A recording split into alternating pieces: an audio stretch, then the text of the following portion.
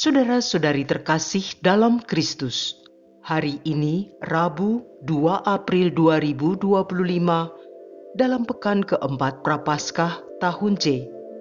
Bacaan dibawakan oleh Felicita Zahara, Mazmur dilantunkan oleh Irene Indarti, dan renungan ditulis oleh Maria Monica. Selamat menekuni Sabda Allah. Mari berziarah dalam pengharapan untuk dunia yang lebih baik.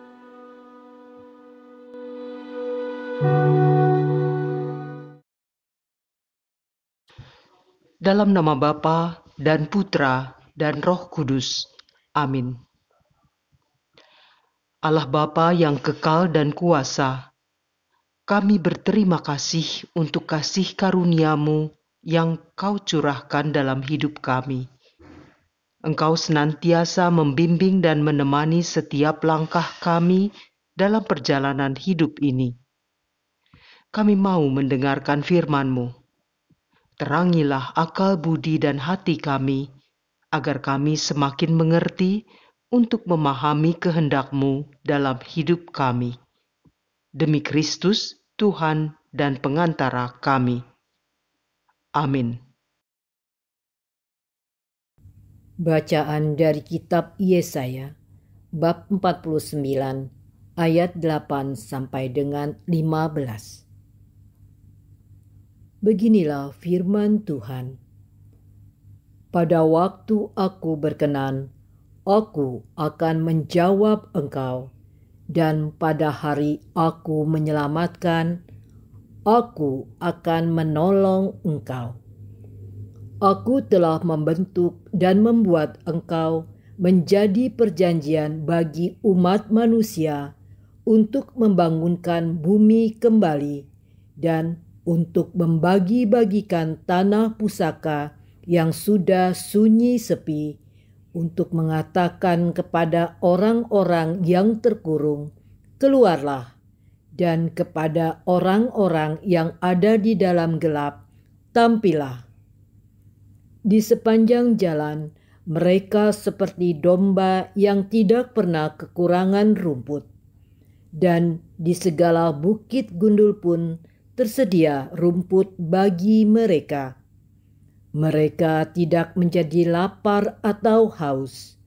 Angin panas dan terik matahari tidak akan menimpa mereka, sebab penyayang mereka akan memimpin mereka dan akan menuntun mereka ke dekat sumber-sumber air. Aku akan membuat segala gunungku menjadi jalan, dan segala jalan rayaku akan kuratakan. Lihat, ada orang yang datang dari jauh, ada yang dari utara, dari barat, dan ada yang dari tanah Sinim. Bersorak-soraklah, hai langit, bersorak-soraklah, hai bumi, dan bergembiralah dengan sorak-sorai, hai gunung-gunung. Sebab Tuhan menghibur umat-Nya dan menyayangi orang-orangnya yang tertindas. Sion berkata, Tuhan telah meninggalkan aku, dan Tuhanku telah melupakan aku. Dapatkah seorang perempuan melupakan bayinya, sehingga ia tidak menyayangi anak dari kandungannya? Sekalipun dia melupakan, aku tidak akan melupakan engkau. Demikianlah sabda Tuhan.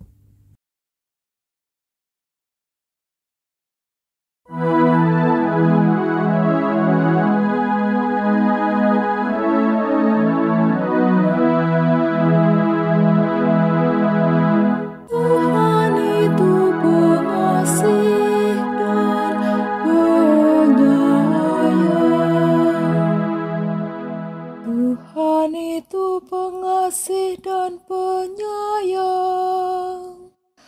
panjang sabar dan besar kasih setianya.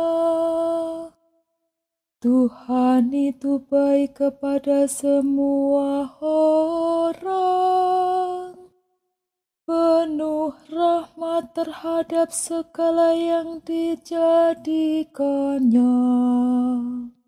Tuhan itu pengasih dan penyayang. Tuhan itu setia dalam segala perkataannya dan penuh kasih setia dalam segala perbuatannya. Tuhan itu penopang bagi semua orang yang jatuh dan penegak bagi semua yang tertunduk. Tuhan itu pengasih dan penyayang. Tuhan itu adil dalam segala jalannya dan penuh kasih setia dalam segala perbuatannya.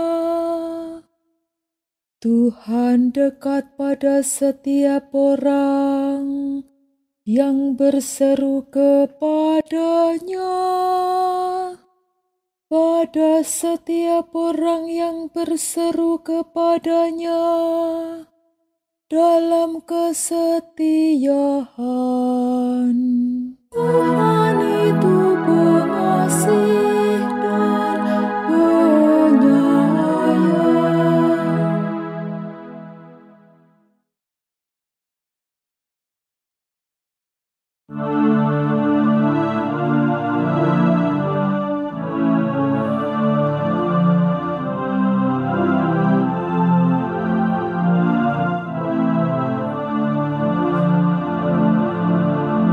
Terpujilah Kristus Tuhan, Raja mulia dan kekal. Akulah kebangkitan dan hidup, sabda Tuhan. Setiap orang yang percaya kepadaku akan hidup sekalipun ia sudah mati. Terpujilah Kristus Tuhan, Raja mulia dan kekal.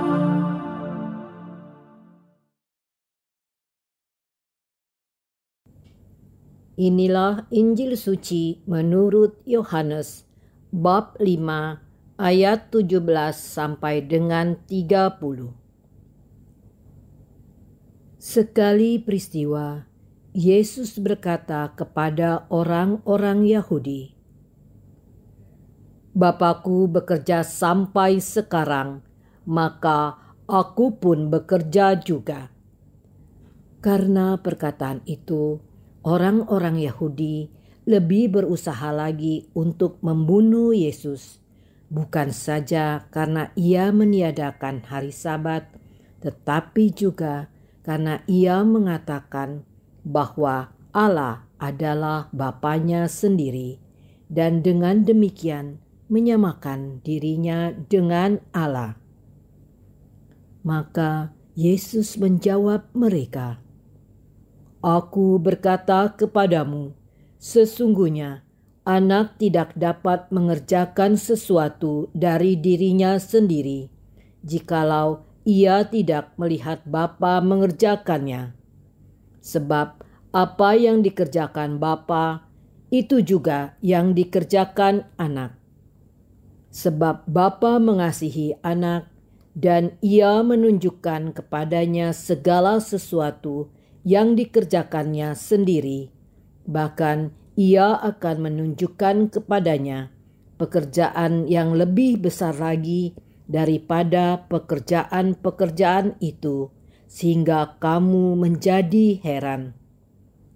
Sebab sama seperti Bapa membangkitkan orang-orang mati dan menghidupkannya. Demikian juga Anak menghidupkan siapa saja yang dikehendakinya. Bapa tidak menghakimi siapapun, melainkan telah menyerahkan penghakiman itu seluruhnya kepada Anak, supaya semua orang menghormati Anak, sama seperti mereka menghormati Bapa. Barang siapa tidak menghormati Anak, ia juga tidak menghormati Bapa yang mengutus Dia. Aku berkata kepadamu, sungguh, barang siapa mendengar perkataanku dan percaya kepada Dia yang mengutus aku, ia mempunyai hidup kekal dan tidak turut dihukum, sebab ia sudah pindah dari dalam maut ke dalam hidup.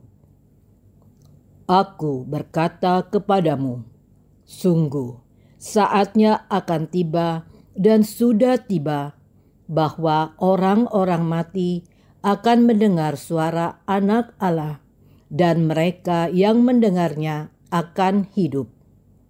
Sebab sama seperti Bapa mempunyai hidup dalam dirinya sendiri, demikian juga diberikannya Anak mempunyai hidup dalam dirinya sendiri. Dan Bapa telah memberikan kuasa kepada Anak untuk menghakimi, karena Ia adalah Anak manusia.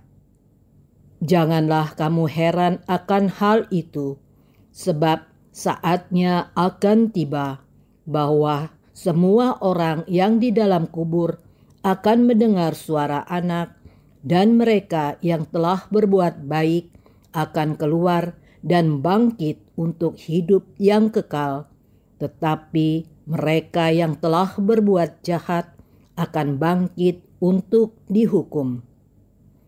Aku tidak dapat berbuat apa-apa dari diriku sendiri. Aku menghakimi sesuai dengan apa yang aku dengar, dan penghakimanku adil, sebab aku tidak menuruti kehendakku sendiri, melainkan kehendak Dia yang mengutus aku. Demikianlah sabda Tuhan.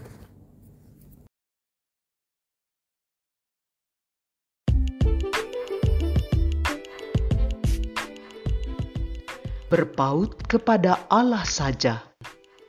Renungan dibawakan oleh Maria Monica.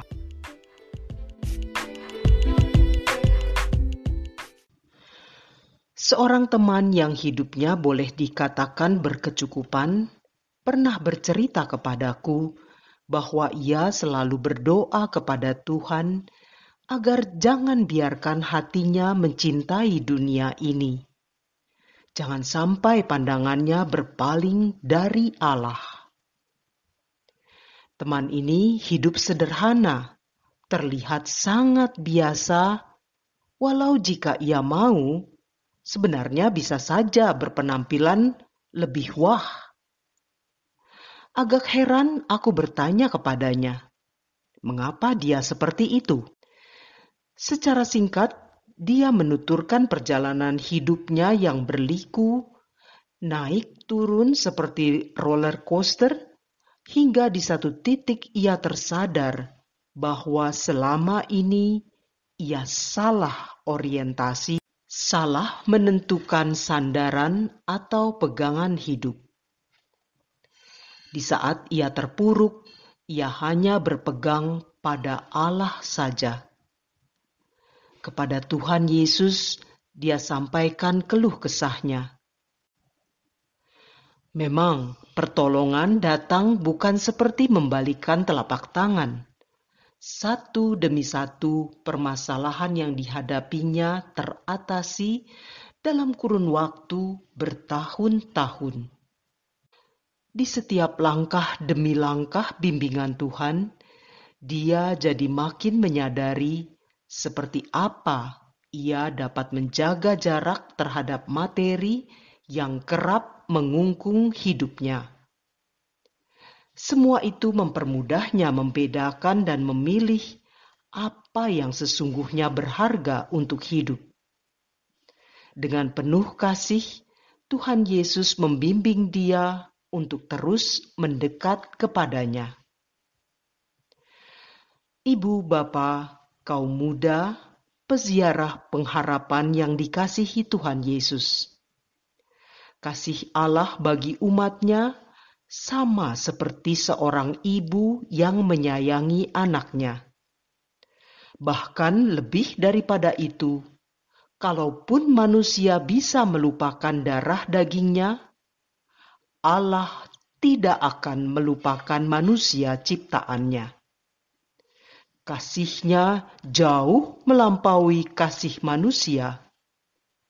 Itulah yang kita dengar melalui Mazmur yang dilantunkan hari ini. Tuhan itu setia dalam segala perkataannya dan penuh kasih setia dalam segala perbuatannya. Tuhan itu penopang bagi semua orang yang jatuh dan penegak bagi semua yang tertunduk lesu. Dalam Injil hari ini, Yesus berbicara tentang Allah sebagai Bapa yang memberi hidup dan bagaimana relasinya dengan Bapanya. Sebab sama seperti Bapa membangkitkan orang-orang mati dan menghidupkannya, demikian juga Anak menghidupkan siapa yang dikehendakinya. Yohanes bab 5 ayat 21. Persekutuan Yesus dengan Bapa sedemikian sehingga Yesus adalah sumber hidup itu sendiri, sama seperti Bapa. Dia sang pemberi hidup. Dia datang menebus kita dari kedosaan kita, agar kelak kita memiliki hidup secara penuh dalam kehidupan kekal. Pertanyaannya sekarang, bagaimana relasi kita dengan Tuhan Yesus?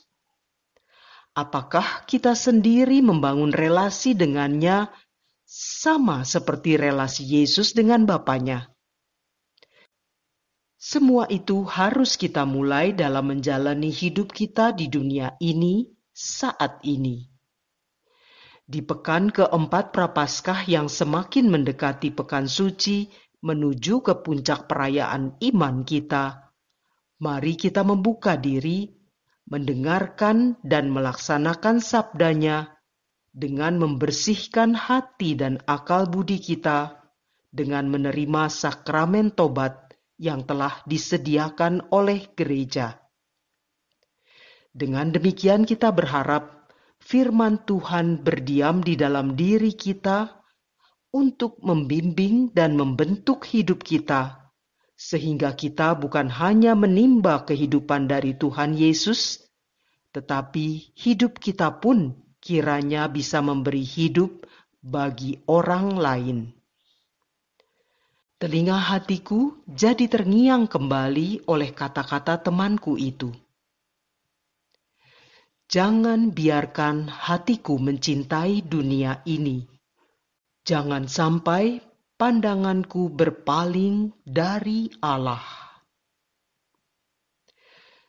Marilah berdoa.